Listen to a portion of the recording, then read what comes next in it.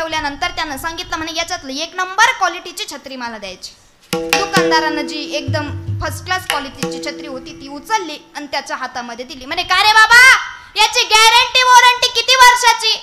दुकानदार हुशार होता म्हणे 15 वर्षाची गॅरंटी वॉरंटी. 15 वर्षात छत्री तुटली फुटली तर नवीला नवी देणार. काय सांगितलं? 15 वर्षात जर छत्री तुटली फुटली तर परत ही द्यायची आणि नवी घेऊन जायची. म्हणे फक्त छत्रीला 2 गोष्टींपासून जपायचं. एक म्हणजे तिला उन्हात जाऊ द्यायचं नाही आणि एक म्हणजे तिला पावसात जाऊ द्यायचं नाही. जी गोष्ट ज्या कामासाठी भेटलीये तिचा वापर जर त्या कामासाठी झाला नाही तर नाही तरी गेला जन्म वाया. बरोबर आहे की नाही? जी गोष्ट ज्या कामाला भेटली आहे त्या कामासाठी तिचा वापर झालाच पाहिजे. मग तुकोबाराय म्हणतात की तुम्ही विठ्ठलाला भजा आणि भजले नाही तर तुमचा जन्म वाया जाईल. संसार माणसाला आयुष्यभर करायचा आहे पण संसार करत असताना भगवंताचं भजन झालं पाहिजे. तुम्ही म्हणाल कसं मग संसार सोडून द्यायचा का? संसारी असावे असूनी नसावे अन भजन करावे वेळोवेळ. आता आषाढीची वारी झाली. कोण कोण गेलो तुमच्यापैकी आषाढीला? करा बरं हात वरती. महिला मंडळ आजी करा ना, मोठा करायचा. हा बरेच मंडळी गेले नाही का? हा बघा असंच एका ठिकाणी कीर्तन संपलं. एक आजी माझ्याकडे आले म्हणत ताई लई पंढरीला जावं असं वाटतं. म्हटलं मग? म्हणे 3 लेकी आहे. किती? हा 3 लेकी आहे. दोघींचे लग्न झाले पण अजून एकीचं बाकी. काय सांगितलं? दोघींचे लग्न झाले पण अजून एकीचं बाकी आहे. म्हणे तिचं काय एकदा लग्न झालं का मग मी मोकळी. हा हुशार आहे तसं तुम्ही सर्वजण. आजीला सोप्या भाषेत उत्तर दिलं. म्हणतं तू मोकळी व्हायचा विषयच नाही. म्हणे का बरं ताई?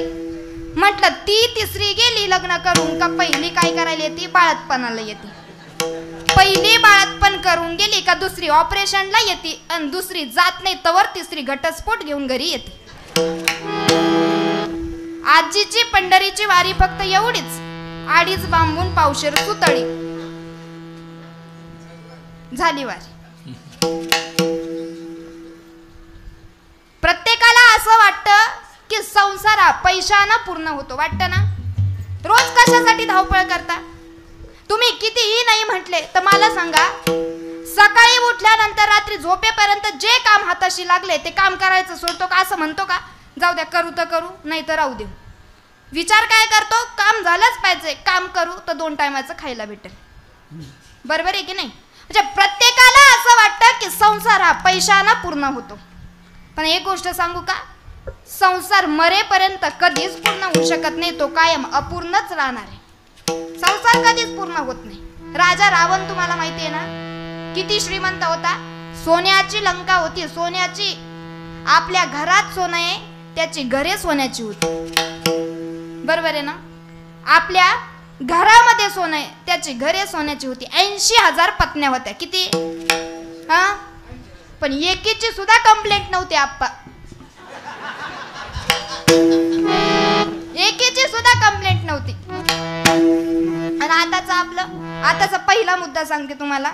एक तर भेटत नाही. ऐका एक तर भेटत नाही.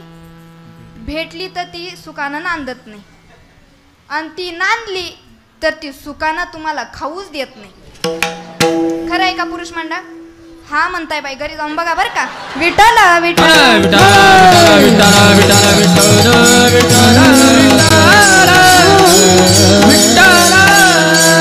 इतका मोठा राजा रावण. सोन्याची लंका त्याच्याकडे होती. पण आता एक बारीक चिंतन मी तुम्हाला सांगून जाणार आहे. आता खूप हसले, थोडं बारीक चिंतनाकडे वळू आपण. प्रत्येकाला असं वाटतं की लंका ही रावणाची होती. पण तुमच्या मनातला मोठा गैरसमज, लंका ही रावणाची नव्हती तर लंका ही भगवान शंकराने पार्वतीला भेट देण्यासाठी त्या ठिकाणी बनवली होती. आपण एखादं घर बनवलं, एखादा बंगला बांधला, एखादी बिल्डिंग बांधली तर बांधल्यानंतर घर प्रवेश करायच्या अगोदर आपण वास्तुशांती घालतो ना? कशासाठी? हा वास्तू शांत झाला पाहिजे. इथं भांडण नको, तंडण नको, चिडचिड नको, पैशाला पैसा लागला पाहिजे म्हणून आपण त्या ठिकाणी वास्तुशांती घालतो. मग आता भगवान शंकराने ठरवलं म्हणे एवढी मोठी सोन्याची लंका पार्वती पण तिला भेट देण्याच्या अगोदर आपण या ठिकाणी लंकेची वास्तुशांती केली पाहिजे. आता वास्तुशांती कशाची होती? लंकेची. सोन्याची लंका. साधा सुधा ब्राह्मण चालन का?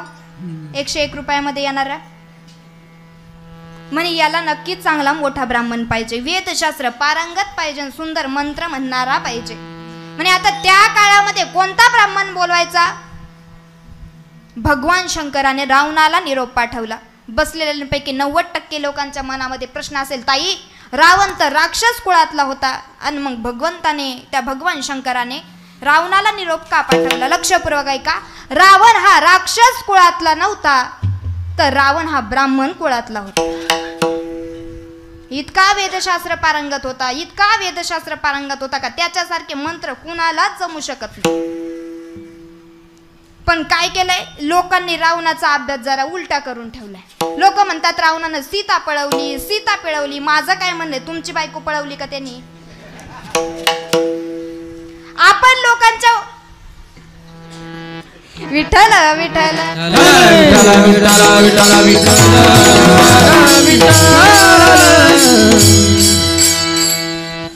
लोकांमध्ये काय चांगलंय आपण हे बघत, पण त्याच्यातली एखादी वाईट गोष्ट आपण लगेच ती बघतो आणि तिचा बाहेर. रावणानं जरी सीता पळवली, पण रावणानं त्याच्या आईसाठी आत्मलिंग आणलं होतं. हे कित्येक जणांना माहिती? सांगा बरं मला. रावणानं त्याच्या आईसाठी आत्मलिंग आणलं होतं आणि तो रावण ब्राह्मण कुळातला. भगवान शंकराने निरोप पाठवला आणि भगवान शंकराने निरोप पाठवल्यानंतर रावण लंकेची वास्तुशांती करायला त्या ठिकाणी उपस्थित झाला. आता लंकेची वास्तुशांती करायला उपस्थित झाला आणि त्या ठिकाणी आल्यानंतर असे मंत्र म्हटले, असे मंत्र म्हटले, असे मंत्र म्हटले की भगवान शंकर त्याच्यावर प्रसन्न झाले. एक गोष्ट तुम्हाला माहिती आहे, या जगातलं सर्वात अवघड काव्य कोणतं? नाही माहिती. या जगातलं सर्वात अवघड काव्य कोणतं असेल तर ते शिवतांडव स्तोत्र. आणि ते जर कुणी लिहिलं असेल तर ते रावणानं रचित केलेलं आहे महाराज. कित्येक जण ते ऐकताही, म्हणायचंय आपल्याला, कित्येक जण ऐकताही, पण ते कुणी लिहिलंय, कुणी रचलेलंय हे अजून कुणाला माहीत. हे शिवतांडव स्तोत्र भगवंताचं स्तुती करणारं रावणानं रचित केलं. त्या श्रावण महिन्यातले 3 वैशिष्ट्य, त्याला म्हटला जातो त्रिवेणी संगम. तुम्ही म्हणाल कोणता? पहिली गोष्ट म्हणजे या श्रावण महिन्यामध्ये भगवान शंकराची उपासना केली, भगवान शंकराची साधना केली आणि भगवान शंकराचं तप जर या ठिकाणी केलं तर भगवान शंकर आपल्यावर प्रसन्न होतात. पहिली गोष्ट. श्रावणाचं दुसरं वैशिष्ट्य, या श्रावणामध्ये भगवान श्रीकृष्णांचा जन्म झाला. तिसरी गोष्ट लक्षपूर्वक ऐका. ज्या दिवशी भगवान श्रीकृष्णांचा जन्म झाला, ज्या तिथीला, ज्या टायमाला भगवान श्रीकृष्ण अवतरले त्याच तिथीला आणि त्याच टायमाला माझ्या ज्ञानोबारायांचा जन्म या ठिकाणी झाला. आळंदीच्या सिद्ध बेटामध्ये जर तुम्ही गेले तर त्या ठिकाणी त्रिवेणी संगम बघायला भेटतो. म्हणून या श्रावणाला फार महत्व आहे महाराज. आणि याच श्रावणामध्ये जर भगवंताची स्तुती केली शंकराची तर ते आपल्यावर प्रसन्न झाले. आणि म्हणून रावणाने शिवतांडव स्तोत्र या ठिकाणी लिहिलं होतं. ओम नमः शिवाय, ओम नमः शिवाय, ओम नमः शिवाय, ओम नमः शिवाय, ओम नमः शिवाय, ओम नमः शिवाय, ओम नमः शिवाय, ओम नमः शिवाय. जटाटवी गलचल प्रवाह पावितस्थले कलेवलं विलम्बितं भुजङ्गतुङ्गमानिकं डमाडमाडमाडमानिनादवड्डमरवयं चकारचण्डताण्डवं तनोतु नः शिवा शिवा. ओम नमः शिवाय, ओम नमः शिवाय, ओम नमः शिवाय, ओम नमः शिवाय. कैलासराला शिवचंद्रमौळी फणिन्द्रमाता मुकुटे जळाळी कारुण्य सिंधो भवतु पारी तुझ विन शंभो मज कोणकारी.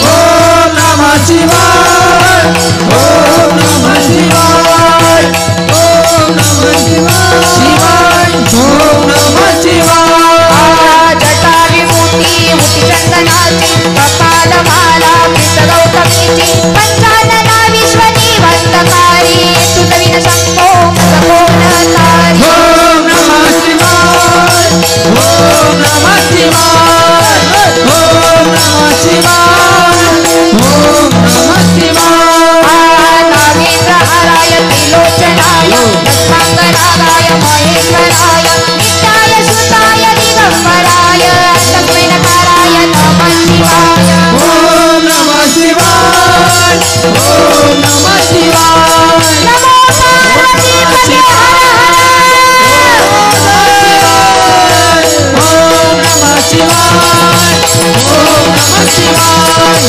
ओम नमः शिवाय ओम नमः शिवाय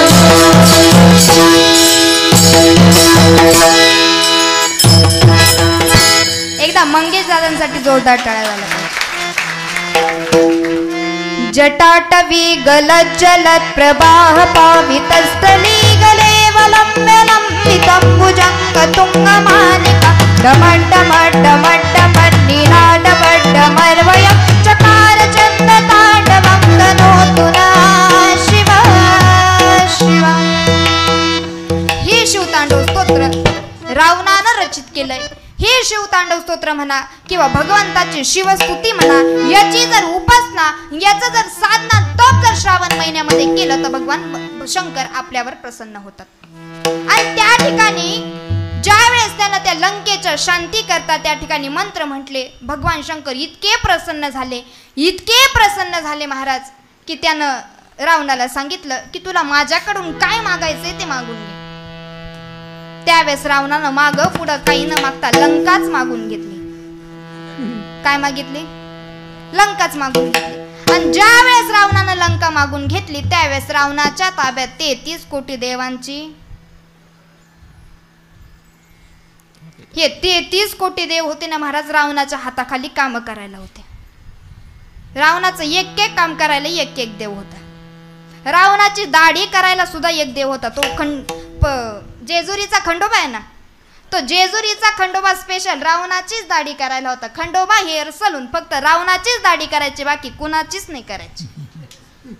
बस एक एक देव त्याच्या हाताखाली कामाला होता महाराज. आणि ज्या वेळेस लंका मागून घेतली, लंका मागितल्यानंतर 3 गोष्टी, त्याला 3 इच्छा होत्या.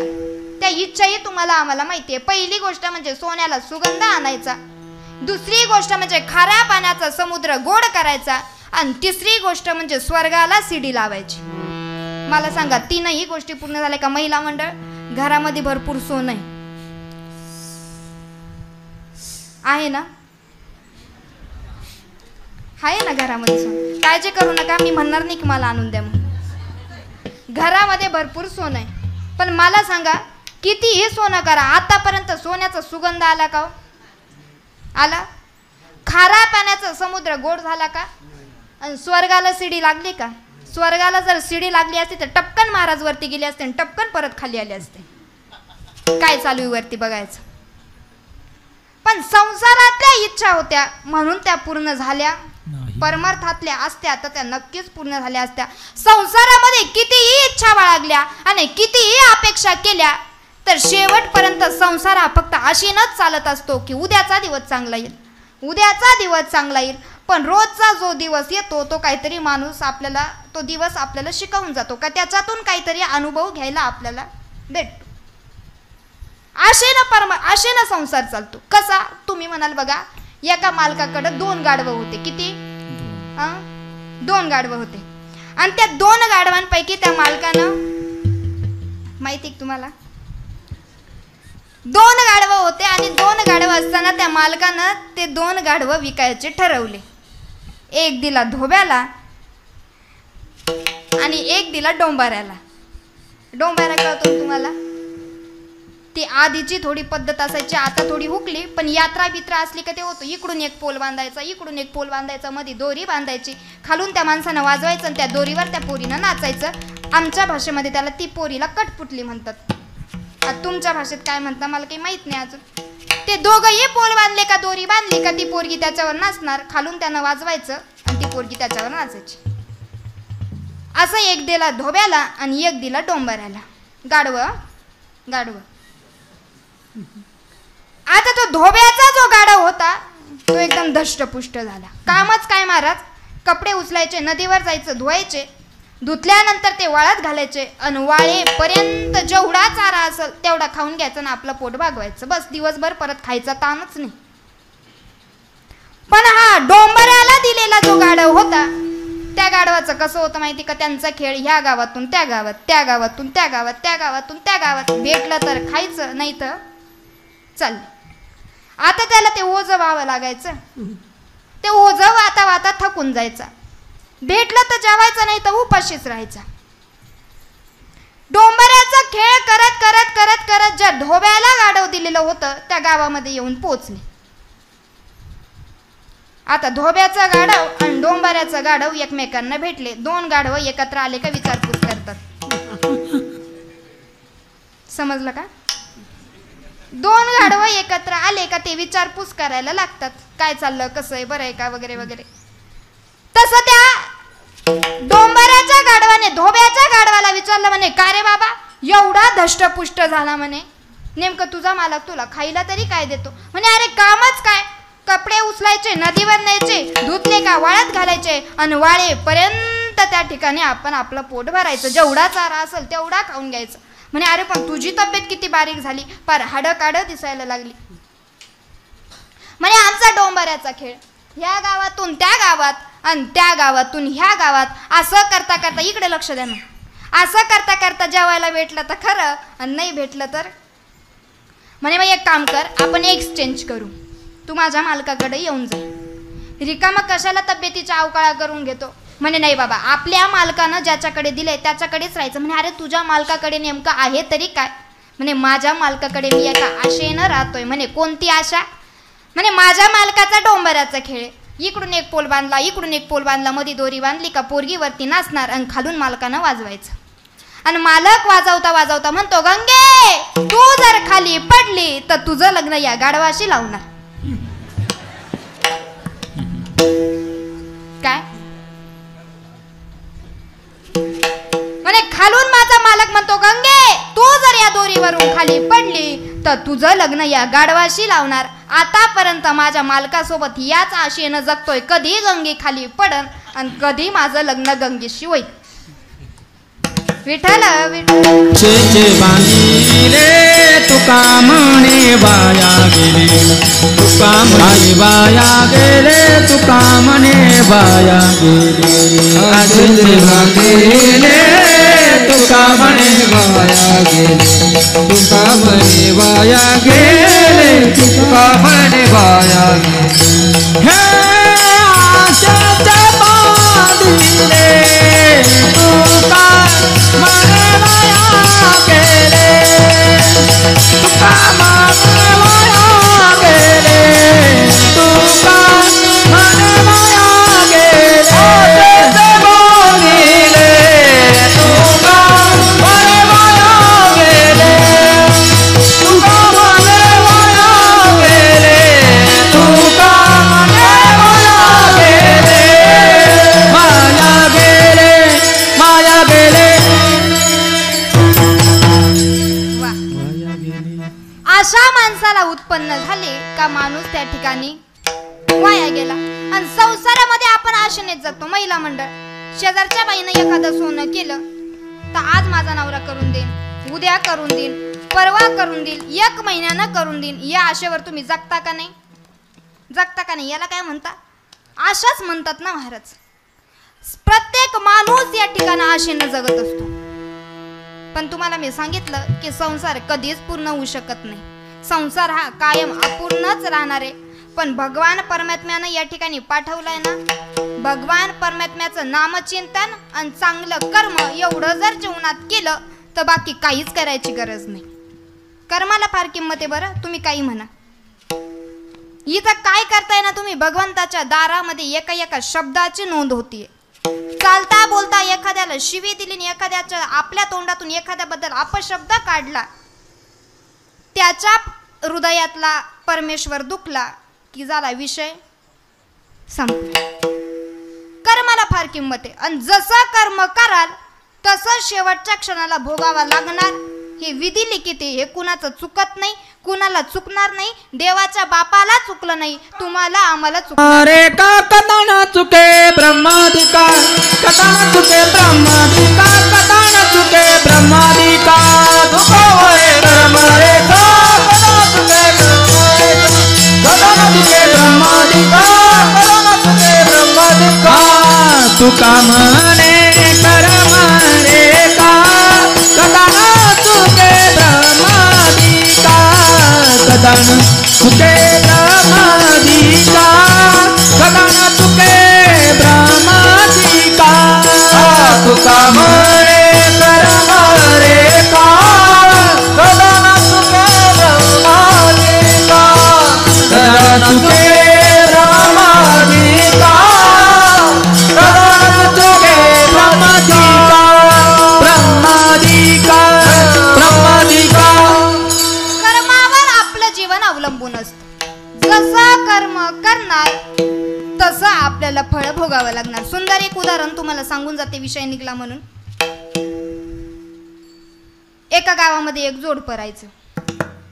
संध्याकाळी ड्युटीवरून नवरा घरी आला, कामावरून घरी आल्यानंतर बायकोनं सांगितलं, आता कसं आहे महिला मंडळ बोलायचा राग येऊ नका, पण बाह्यांच्या अंगात लई खोडी झाल्या महाराज. तुम्हाला सर्वांना सुना आहे ना? हां हां, मग ऐका. त्या गावामध्ये जोडपं राहायचं. संध्याकाळी नवरा ड्युटीवरून घरी आला आणि घरी आल्यानंतर त्या ठिकाणी बायकोनं सांगितलं, म्हणे आज या घरामध्ये एक तर मीच राहणार, नाही तर तुमची आईच राहणार. बायकोनं सांगितलं महाराज. आणि बायकोचा निर्णय म्हणजे शेवटचा अंतिम निर्णय, बस त्याच्यावर निर्णयच नाही परत. तो म्हणे बाई काळजी करू नको, तुला निघून जायचं काही काम नाही, वावरामध्ये एक कोपी बांधू आणि कोपीमध्ये म्हातारीला बसवू, म्हातारी तिथंच राहीन, मी आलो का तिला डबा घेऊन जात जाईन, आपल्या दोघांच्या डोक्याला ताण उरणार. वावरात गेला, कोपी बांधली, म्हातारीला कोपीमध्ये ठेवलं. लक्षपूर्वक ऐका. वावरात गेला, माझ्या बोलण्याचा राग नाही आला ना? मगाचा शब्द सहज बोलले बरं का, मजाकवारी. मॅडम तुम्ही बी कट करून टाका, नाही तर लोक येतील परत आमच्याकडे. विठ्ठल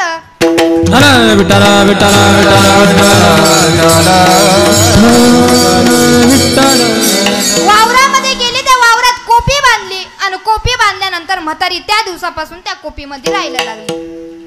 याचा रोजचा एकच धंदा, कामावरून घरी आला फ्रेश व्हायचं, बायकोनं स्वयंपाक बनवलेला असायचा, ती डबा भरून ठेवायची, यानं डबा उचलायचा आणि वावरात जायचं. आणि वावरात गेल्यानंतर त्या ठिकाणी म्हातारीला द्यायचं. कित्येक दिवस असं चाललं. एक दिवस म्हातारी आपल्या पोरानं म्हणे, बाळा सुनबाई अर्धीच भाकर देतीन, भाजी देते, अर्ध्या भाकरीत काही माझं भागत नाही, सुनबाईला म्हण की थोडी भाकर वाढवा दे. हा घरी गेला, म्हणे अगं तू आईला अर्धीच भाकर देते, अर्ध्या भाकरीत म्हातारीचं भागत नाही, उद्यापासून 1-1.5 भाकर देत जा. ती बाई बोबटा करायला लागली, म्हणे तुमची आई सारखी खोटच बोलती, डब्यामध्ये 2 भाकरी असतात आणि तरी तुमची म्हातारी म्हणते का डब्यामध्ये अर्धीच भाकर आहे. म्हणे आता तर मी राहतच नाही, आता चालले मी माहेरी निघून. तो म्हणे कटकट दंदन करू नको बाई, जायचं काही काम नाही, तू मला सांग काय करायचं. म्हणे एक काम करायचं, म्हणे म्हातारीची कोपी पेटवून द्यायची, म्हातारी गेली की आपण. म्हणे ठीक आहे, तू म्हणशील आपण तसं करू, काय अडचण नाही. तो दिवस जाऊ दिला. उद्याच्या दिवशी घरी आला रात्री, आणि घरी आल्यानंतर म्हातारीला काय त्यानं लवकर डबा दिला. आता डबा घेऊन यायला लेकाला वेळ झाला म्हणून म्हातारीनं काय केलं, शेजारच्या वावरामध्ये एक घर होतं, त्या घरात गप्पा मारायला जाऊन बसली. आजीबाईला गप्पा मारायची सवय असते. त्या शेजारच्या वावरामध्ये जाऊन बसली आणि शेजारच्या वावरात त्या घरामध्ये जाऊन बसल्यानंतर आजीच्या गप्पा त्या ठिकाणी चालू झाल्या. रात्री 10-10:30ला पोरगा आला, जेवणाचा टाइम हुकून गेला. डबा काय त्यानं सोबत आणला नाही. त्याच्या मनामध्ये विचार, आपण जर लेट गेलो तर म्हातारी कोपीमध्ये झोपून जाईल, आणि आपण कोपी पेटून दिली का म्हातारी. रात्रीच्या 10-10:30ला त्या ठिकाणी गेला. डबा काही नेलंच नाही, पण म्हातारी हुशार होती. म्हातारी तिकडे जाऊन बसलेली होती. यानं कोपीच्या चारही बाजूंनी रॉकेल वतलं, कोपीच्या चारही बाजूंनी रॉकेल वतलं, आणि कोपीच्या चारही बाजूंनी रॉकेल वतल्यानंतर ती कोपी पेटवून दिली. आणि म्हातारीनं जेव्हा उजेडातून पाहिलं की कोपी पेटवली, म्हातारीला कळालं की म्हणे हा नक्की माझ्या सुनेचाच डाव असणार. म्हणे माझं पोरग काही असं करू शकत नाही, हा डाव म्हणजे माझ्या सुनेचाच. कोपी पेटवून दिली. म्हातारी तिथून निघाली. शेजारी वडाचं झाड होतं. वडाच्या झाडाला 2 फांद्या होत्या. त्या फांद्यांवर म्हातारी जाऊन बसली. पूर्वीच्या काळच्या म्हाताऱ्या जर पाहिल्या तर दणगट होत्या महाराज. त्या बाया म्हातारी जशी झाडानं वरती गेली त्या फांद्यांवर जाऊन बसली आणि बसल्यानंतर रात्रीच्या 12-1 वाजता त्या वडाच्या झाडाच्या खाली चोर आले. इतकी चोरी केलेली होती. सोनं म्हणू नका, पैसा म्हणू नका, एवढं चोरून आणलेलं होतं. आणि वडाच्या झाडाच्या खाली थांबले कशाला? तर वाटे करायला. आता त्यांच्यामध्ये भांडणं सुरू झाली. म्हणे वाटे कुणी वाटे करायचे? म्हातारीनं गप राहावं का नाही? म्हातारी झाडावरून म्हणती कोणीच करू नका, मी वाटे करते. रात्रीचा 12-1चा टायमिंग होता. चोरांनी खालून वरती पाहिलं. म्हणे वडाच्या झाडावर भूत बसलेलं आहे. आता वाटे करण्यात माझं नाही, सोनं येतच राहू द्या ना, आपण चल.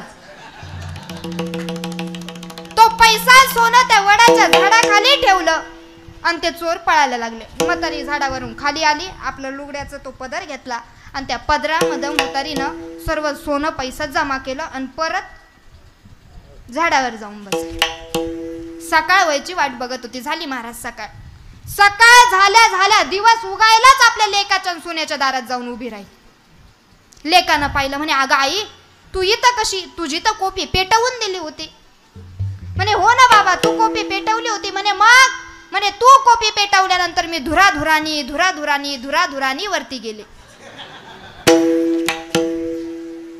म्हणे धुराधुरानी वरती गेल्यानंतर वरती गेल्यावर त्या ठिकाणी मला तुझे वडील भेटले.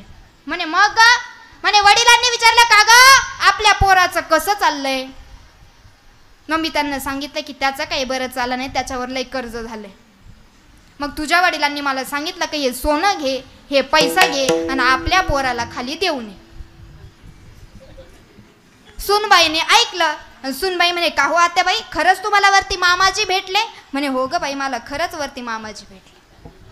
म्हणे मग का हो आत्याबाई, तुम्हाला जर वरती मामाजी भेटले तर माझे आई वडील नाही भेटले का? म्हणे बाई, तुझ्या आई वडिलांचं काय पाहणं, ते तर वरती इतके श्रीमंत आहे का विचारूच नको. म्हणे मग ते जर इतके श्रीमंत आहे तर माझ्यासाठी काही दिलं नाही का त्यांच्या लेकीसाठी? म्हणे मी त्यांना म्हणाले होते पण ते मला म्हटले का आमचा काही तुमच्यावर विश्वास नाही, आमच्या लेकीलाच तुम्ही वरती पाठवा. म्हणे का हो आत्या, कसं जायचं वरती? म्हणे असंच वावरात जायचं, कोपी बांधायची, कोपीत बसायचं, कोपी पेटून द्यायची, धुराधुरानी वरती जायचं.